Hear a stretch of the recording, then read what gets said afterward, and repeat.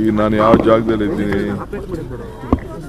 ಮಾನವ ಧರ್ಮಕ್ಕೆ ಜಯವಾಗಲಿ, ಧರ್ಮದಿಂದಲೇ ವಿಶ್ವಕ್ಕೆ ಶಾಂತಿ ಅಂತೇಳಿ ಈ ರಂಭಾಪುರದ ಶ್ರೀಗಳು ವೀರ ಗಂಗಾಧರಾಚಾರ್ಯವರು ಸಂದೇಶ ಕೊಟ್ಟಿದ್ದಾರೆ. ಎಲ್ಲೇ ಆಗಲಿ ಮಾನವರಿಗೆ ಇಂಥ ಆಗಬಾರ್ದು. ಪುಟಾಣಿ ಮಕ್ಕಳು, ಸ್ಕೂಲ್ ಮಕ್ಕಳು 70 ಜನ ಒಂದೇ ಬಾಂಬ್ಗೆ ಸತ್ತಿದ್ದಾರೆ ದಾಳಿಲಿ. ಒಬ್ಬರ ಮಂತ್ರಿಗೆ ಕೂಡ ನೇರವಾಗಿ ಅವರ ಜಾಗದಲ್ಲಿ ಅವ್ರ ಕುಟುಂಬಕ್ಕೆ ಇವತ್ತು ಸತ್ತಿದ್ದಾರೆ. ಲಕ್ಷಾಂತರ ಮಂದಿ ಗಾಬರಿಲಿ ಇವತ್ತು ನರಳ್ತಾ ಇದ್ದಾರೆ. ಪಕ್ಕದ ದೇಶದಲ್ಲಿ, ಅರಬ್ ದೇಶಗಳಲ್ಲಿ ಕೂಡ ಎಲ್ಲರೂ ಕೂಡ ಯಾರು ಕೂಡ ಹೊರಗಡೆ ದೇಶಕ್ಕೆ ಇಲ್ಲಿಂದ ಪ್ರಯಾಣ ಮಾಡ್ತಿದ್ದರು. ಎಲ್ಲ ಕೂಡ 2 ಭಾಗ ನಮ್ಮ ಭಾರತದಿಂದ, ಒಂದು ಸಿಂಗಪೂರಿಂದ ಟ್ರಾನ್ಸಿಟ್ಟು, ಇನ್ನೊಂದು ಈ ಭಾಗದಲ್ಲಿ ದುಬೈಯಿಂದ ಟ್ರಾನ್ಸಿಟ್ಟು. ಸೊ ಅರ್ಧ ಪ್ರಪಂಚಕ್ಕೇ ಯಾರು ಕೂಡ ಪ್ರಯಾಣ ಮಾಡೋಕ್ಕೆ ಆಗ್ತಾಯಿಲ್ಲ.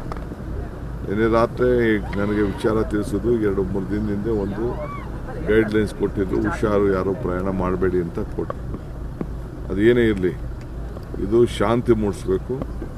ಇಡೀ ನಾವೆಲ್ಲ ಶಾಂತಿಗೋಸ್ಕರ ಪಠಣ ಮಾಡಬೇಕು. ನಾವು ಶಾಂತಿಯಿಂದಲೇ ನಮ್ಮ ಜನರನ್ನ ಉಳಿಸ್ಕೊಳ್ಬೇಕು. ಯಾರ ಆಸ್ತಿ ಪಾಸ್ತಿಗೂ ನೋವಾಗಬಾರ್ದು. ಇದು ನಮ್ಮ ಮೂಲ ಉದ್ದೇಶ, ನಮ್ಮ ಭಾರತ. ಅದಕ್ಕೆ ನಾವು ಕೇಂದ್ರ ಸರ್ಕಾರಕ್ಕೆ ಒತ್ತಾಯ ಮಾಡ್ತಾಯಿದ್ದೀವಿ. ಕನ್ನಡಿಗರೆಲ್ಲ ಎಲ್ಲರಿಗೂ ಅಷ್ಟೇ, ನಮ್ಮ ದೇಶದ ಎಲ್ಲ ಪ್ರಜೆಗಳಿಗೆ ಇವತ್ತು ಏನಾದ್ರು ಸೌದಿ ಅರೇಬಿಯಾ ಬದುಕ್ತಾ ಇದೆ ಅಂತಂದರೆ, ನಮ್ಮ ತಂಡ ನಮ್ಮ ದೇಶಗಳಿಂದ, ನಮ್ಮ ಭಾರತ ದೇಶದಿಂದ, ದಕ್ಷಿಣ ಭಾರತದಿಂದ ಎಲ್ಲರೂ ಹೋಗಿ ಅಲ್ಲಿ ವೃತ್ತಿ ಮಾಡಿಕೊಂಡು ಕೆಲಸ ಮಾಡಿ ಒಂದೊಂದು ಕುಟುಂಬದಲ್ಲಿ, ಈಗ ಕೇರಳಲ್ಲಿ ಮತ್ತು ನಮ್ಮ ಮಂಗಳೂರು ಕಡೆ ಎಲ್ಲ ಒಂದೊಂದು ಕುಟುಂಬಕ್ಕೆ ಒಬ್ಬೊಬ್ಬರಾರು ಇರ್ತಾರೆ. ಅಲ್ಲೋಗಿ ಕೆಲಸ ಮಾಡಿ ಇವತ್ತು ಆ ದೇಶ ಬೆಳ್ಕೊಂಡು ಬಂದಿದೆ.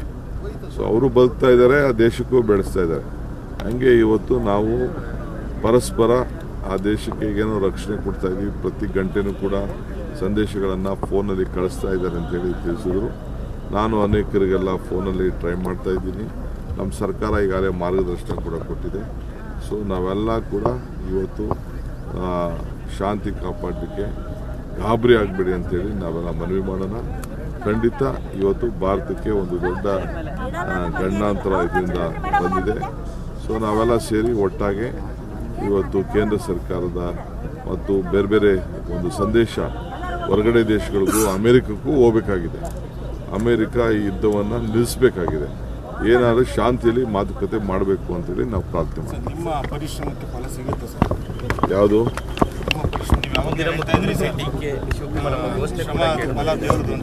ನಾನು ಬಂದಿದ್ದೀನಲ್ಲ ಮಾತಾಡೋಣ.